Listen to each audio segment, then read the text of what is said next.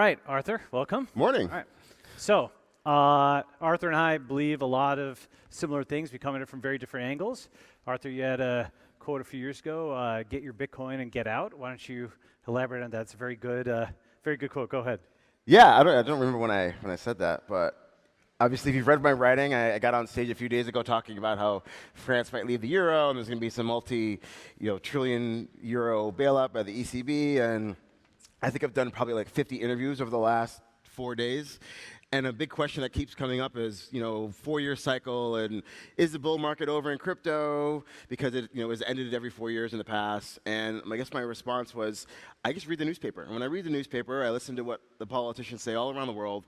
And usually it's a similar thing of, we're going to build more bombs, we're going to give you free healthcare, everyone's going to have a job, Right. It's all going to be great. And you never hear anything about raising taxes or anything like that. Usually they just leave it. Oh, okay, we're just going to do all these things, and it's just going to happen. So how are they going to do it? They're just going to print a fuck ton of money. And that is the point, at least on the liquidity side of Bitcoin and certain cryptocurrencies. And that's what I mean, get your Bitcoin and get out, because I think we're at an 80-year turning point. I think you've spoken a lot about this, of massive change. Politicians don't like change. They're elected to basically squelch change. And so to do that, they're going to limit volatility by printing money until it explodes in our face, obviously. And so the point of that is take this fiat that you can earn however you earn it, convert it to Bitcoin or gold or great equities, and then exit stage left, because it's just going to be a complete shit show. Get to a country like Singapore or get to a country like Dubai or something like that. It's probably a good idea. So, but I think even if you're within any fiat jurisdiction, I think just the kind of mental model for what's coming, because some people, they think it was like a 4-year cycle. Others think it was an 80-year cycle. Others are like, it's like a 500-year cycle, because you've had a boomerang of the world economy back to Asia and so on and so forth. And we're seeing, for example, you saw the chart where gold is either flipping or has already flipped, treasuries as the reserve currency of states. So like it looks like gold is becoming the reserve currency of states and Bitcoin the reserve currency of the network. Do you agree with that? Yeah, I think central banks will buy gold because they understand gold. It's been the currency of nation states or empires, whatever, since we've been in civilization, 10,000 years ago, whatever it is. So they understand that. It's the same trade. They're trying to protect their wealth, however they define that. We as a people, it's really hard to move gold around the world. And if you think about the World War I to sort of the modern age, 80s and 90s, private citizens couldn't own gold. Obviously, in the United States in 1933, FDR took that right away. Wasn't reenacted until 1974 in the United States. In the United Kingdom, and these are the two of the most Anglo-Saxon, capitalist, property rights places in all of the world. The UK was so broke, I don't think you could own gold privately as a private citizen until the mid-1990s, right? So if these supposedly capitalist property rights places restricted the price of gold from reflecting inflation that was to pay for this, colossal failure of war during the 1930s and 1915 whatever period, like we don't really understand inflation in a modern context. But now we have Bitcoin, and it's performed so well, mostly because now we have these options. So you mentioned something there that I think we know, but a lot of people who are new to the space don't know, but which is in the 1800s and before, governments were limited by how much gold they could have, but only in the 20th century they could just print infinite fiat and basically just go to war forever, right? Like, Yeah, I mean, fiat currency has existed ever since governments have been around. You can look at John Law in France, right? He destroyed the franc doing some sort of South Sea bubble and all that kind of stuff. So, yes, governments go on and off the gold standard all the time, but there has been this anchor that has kept people honest. Right.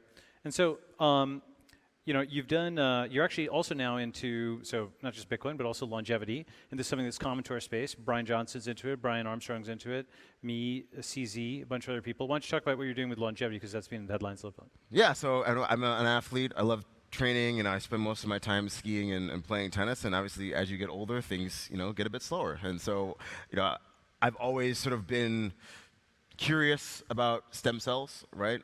Taking other people's cells, putting them into yourself, and hopefully rejuvenating your body. And so about 2 years ago, I started to do some research. Okay, I want to do this. And I'm close to Thailand. I know that's one place where you can do it. And so I started looking at clinics in the region. And obviously, it's a very personal decision, because you're literally taking this foreign cells, injecting them into your body, and that could be life-ending, right, if you go with the wrong provider. And so after doing a lot of research, I met Julian, who's a CEO of Verita, the clinic that I've been using, and now I'm an investor in. And about 2 years ago, I started taking stem cells. And after about 18 months, he came to me and said, hey, we want to do a recap of the company. Would you be interested in taking on all of our small investors? And I said, sure. So I bought into the clinic. I'm now on the board. And now, it's something I'm super interested in. Like, how do we, number one, further research into asking these questions that haven't been asked? And then number two, how do we commercialize it into a clinic? And obviously, right now, it's more for wealthier folks, but hopefully over time, the price curve down. Price comes down, and everyone can benefit from this. Absolutely. No, I think that's really, so you took the risk on stem cells, but you were actually in pretty good shape even before then, right? You just, like, why'd you do that? Were you just interested in pushing the limits? How do we think about that? I mean, I want to feel like I'm 30 for the rest of my life if I can. Right.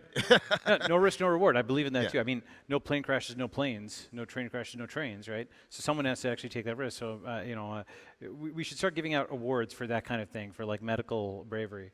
So stem cell clinics, anything else you're doing in longevity, anything else you're interested in looking at? I mean, I'm just interested in just learning what everyone else is doing, right? So that's my particular bag that I'm holding, and obviously we'll be promoting it as we go along. But yeah, that's sort of my main interest. Yeah, I think it is potentially possible. Like, there's some amazing treatments in mice that actually really do reverse, and they have these very visible effects. And I do think we could get an Ozempic for longevity if we pushed on enough. So simply you being a model out there, other people being a model is very good. Okay, so let's see. So that's Bitcoin, that's health. What else is in your mind right now? There's a bunch of things I can talk about in terms of the macro picture. Go ahead. I mean, I think the macro picture is super interesting, and especially in this region of the world. I think one thing that's like, who's going to own all this debt right at the end of the day, and what's going to happen when the Fed is actually buying it themselves. They're calling it. It's starting to be yield curve control, but they called it. They started treasury buybacks, and they said they're just adjusting maturities and something like that. Did you see that? Yeah, I mean, I think the one it's only a few billion or whatever, only a few billion right now. But yeah. Obviously, the popular narrative is that the Fed has been restrictive, at least in the United States. And there's been various commentators that have pointed out that if you look at what the Fed has sold or let mature on its balance sheet from basically 2020 till the present, they haven't sold a single bond longer or than 10 years, right? So they've kept their holdings of 10-year paper constant, which means that there's obviously a problem in this market. As much as U.S. Secretary Scott Bessent wants to get on TV and pound the table that he's done so well as Treasury Secretary because the 10-year yields were, 4% or something around there, the Fed, which is one of the largest holders of this thing, refuses to let that run off its balance sheet. So there is no quantitative tightening when you talk about the long end of the yield curve, which tells you something as an investor. Is like, if the person who can print money has no economic accountability for their P&L, isn't selling these things, what's actually going on behind the hood? Right. This is all a smoke and mirrors. Like, they're fucked. And the tariff situation amplifies this because the utility of the dollar is actually less if you just can't actually use it in trade anymore. Why do people want to trade with the U.S.? It's telling them to go away, stop selling them things for the printed money. They're actually reducing the utility of the printed money in the first place, which, do you have a view on tariffs and printing? Like, it is reducing demand, or do you disagree with that? I mean, I understand why Trump wants to do it. There's an imbalance in the system. Fine. There's been certain people who've benefited and certain people who haven't benefited from the system. And if you are, Trump, I believe he thinks he's a patriot, whether or not you believe that's the case or not, a proud American person, whatever that means.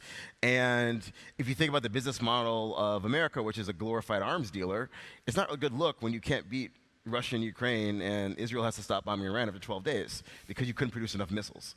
And so I think that's a guiding light between what does this industrial policy really mean? Well, we can't actually win a war. So why don't we go and allocate a lot of credit to do the things that we need to do, whether that's rare earths, whether that's producing chips, or whatever it is. At the end of the day, it's about this GDP number that we have is great if you're an MBA business student at an Ivy League school, but like if you're a soldier, if you're an industrialist, it's complete bullshit. Nothing. Yeah. Everyone doesn't make anything. That's what his point has been for a very long time. Whether or not you think it's a good or bad thing is not the point. Well, in many ways, the U.S. is signaling strength with the substance of scarcity.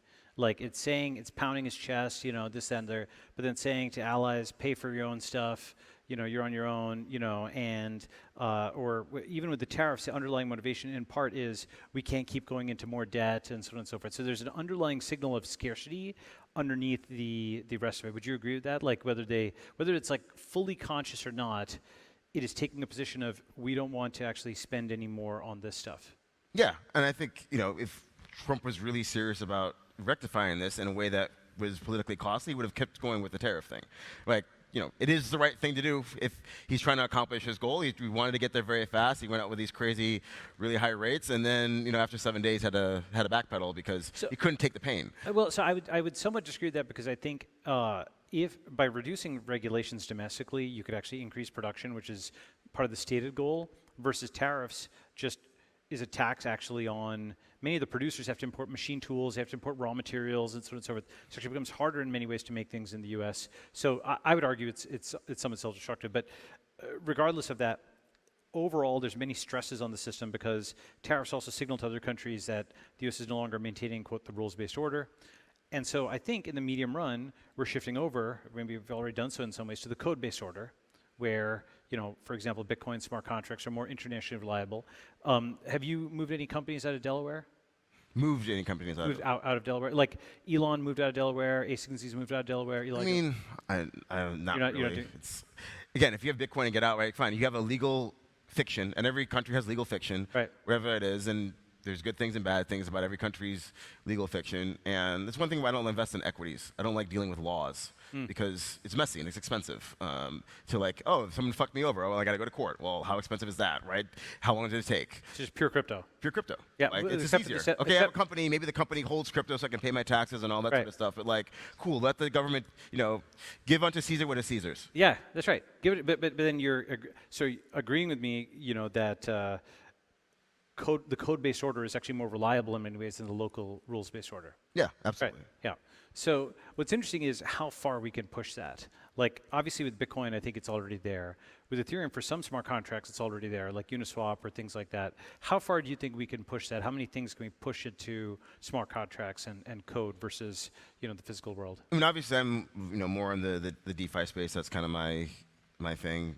I think the banking system, as Tether has proven, is very ripe to be completely disrupted. With a blockchain, you can do compliance, you can send money between individuals, you can do proper accounting, all for the price of a gas transaction, right? And so that's why a 150-person company is worth $500 billion. JP Morgan's worth, almost double what they are, but JP Morgan has 315,000 employees to do what JP Morgan does. Have you ever seen, there's a graphic called Unbundling a Bank? No. It's actually a very good graphic. It's actually from 10 years ago, and it shows the homepage of Wells Fargo, and it's got loans and this and that and so on. And then each one of them has a little thing pointing out which says the fintech company that's going after them, right? And one of the things I've wanted to do is to redo that and to show which stablecoin-based company is going after them, because really what a stablecoin is, it's a new kind of banking license, because you can do everything, you can send and receive in arbitrary amounts, you can, wire to this, that, and the other. You can build an entire Wells Fargo or Chase UX on top of a stablecoin backend if stablecoins are legal, which they finally are. And so it seems to me like many of the functions of a bank, the reason there's that huge gap between the valuations of JPMC versus Tether is that we actually have reduced many payments to packets. And so many of these things, their valuations will just crumble as the new things rise. I don't know if your thesis is on that. Yeah, I think there will be one or two large banks that get the message and have the political will to actually do it. I think a lot of times, we shit on banks all the time, but if you think about it, they're essentially another arm of a national government. Right, exactly. And they have to do politics. And if you're employing 315,000 people, or I'm sure banks in China employ millions of people doing all sorts of nonsense, you can't just fire all of them because that's just bad politically. And so even if every CEO of a bank fully believes that the future is Tether, they lose their banking license if they don't employ people. Jobs for the boys. It's funny you say that because it is absolutely true that they're arms of the government, because something I learned in crypto was that the fiat banks, the two most important employees besides the CEO were the CFO and the chief legal officer. Whereas at a tech company, it's like the CTO or the lead of product, right, the lead designer, because you have to build up the product from scratch, whereas they kind of inherit a license and they can just charge whatever they want for it as long as it's legal, right? Like they can chisel people on ATM fees and all these other kinds of fees, right? So it's a completely different psychology where their value prop comes from the government license, and now suddenly with stablecoins, everybody has that license.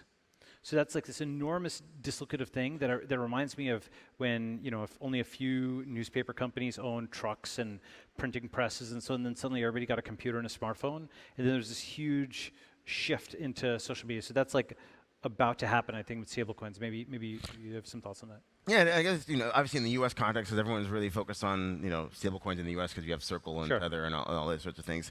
I think there's an underlying political battle, right? Trump got debanked by all these large banks, right? He's been a New Yorker for his whole life. He is the epitome of the establishment, right? Just look at the photos of him and the Clintons and the Obamas. They're all fucking friends, right? So for them to go after him and his family and whatever and take away the banks, and now he's like, oh, fuck you guys. Yeah. I'm just going to let I'm going to push behind this stablecoin thing. Obviously, there's some geostrategic reason why they do it, but otherwise, it's like, well, fuck all you guys in New York. You debanked me, so I'm just going to make your business worth zero by allowing this disintermediation to happen. I mean, and that's exactly what. See, the thing is, many people can't articulate the difference between USDC and a bank wire, but the fundamental difference is a bank wire is within a locked network of other banks, and USDC, anybody can set up an address to receive to it to first order, right? And that's like, and then USDT is even more unlocked. And that locked versus unlocked is like a locked versus unlocked cell phone, and this unlock is like the whole thing, the license, right? So, related to that, by the way, something I'm thinking a lot about nowadays is not just debanking, but denaturalization. So like stripping of citizenship, stripping of identity, I think that is actually in some ways the new debanking, and they're related because you need an identity to get a bank account, and these things go hand in hand, and one is kind of a left tactic, one's a right tactic, you can argue, but basically both of them, you can have a crypto defense against it because you can keep your bank account with Bitcoin, you can keep your identity with ENS and crypto identities. Have you put any thought into something like that? I mean, I guess I'm not really deep on the ENS identity space. But I think obviously people still have a lot of emotional attachment to, this lottery ticket that they got, which is where they were born. Like I was born in America and I got this piece of paper that says I'm American, but like I didn't do anything to become American. I guess I was born, right? It wasn't my choice, and wherever you were born, right? So, but then you say you have this self-worth based on this thing that you're not responsible for. And I think once we move past that, then the crypto identity makes a lot of sense. Right. Whether you're, an ETH person or a Solana person or a Bitcoin person, whatever, you talk about a lot about tribalism. But those are positive things you've done since you were born, since you have a consciousness that you made a choice to join this tribe versus I am an American because I was born in this place that I had no agency over. That's exactly right. Like basically, you are choosing to sign that social smart contract and join that group, and it is not something that you were born with, but something that you chose, which actually is a much stronger bond potentially, right? So in the last, we have a couple more minutes. Anything you want to ask me? Huh? What are you most excited about? What am I most excited about? Well, network states, obviously, but actually, so here's, I'll say something, which is, Elon wants to go to Mars, right? Brian Johnson wants to live forever. Sam Altman wants to build a machine superintelligence, and I just want to start a new country. So where's it going to be? But so that's like the boring enterprise SaaS of crazy tech founders or whatever, right? And it's been done hundreds of times. Where's it going to be? Well, where's Bitcoin? It's decentralized, right? Okay. Decentralized country. So can I go skiing in your country? Yes. Okay. Absolutely, absolutely. Well, actually, one way of putting it, Indonesia is nearby, right? Indonesia is a country which is a bunch of islands separated by ocean, right? So can you have a country which is a bunch of islands separated by internet? I think you could. Because telepresence, remote work, drones, all of these kinds of things are making it easier and easier to coordinate things, like across large distances. And you might need, them to be like peninsulas or islands or. Are we going to have a Balaji army? Well, no army. I mean, Bitcoin has no army, right? I mean, the whole Stalin thing of like how many divisions has the Pope? Right?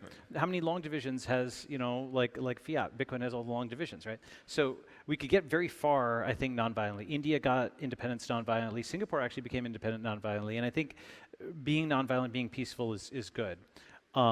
Especially when, like, China has this giant drone army that's coming, and so you can't fight that. So, like we have to be flexible, digital, agile, and so on and so forth, right? So, okay, so that was good. No, so no Balaji army. Okay, well. No Balaji army. No, Balaji peace. Balaji peace. Yeah, exactly. That's right. Balaji peace. That's right. All right. Great. This is awesome. Thank you very much. Boom.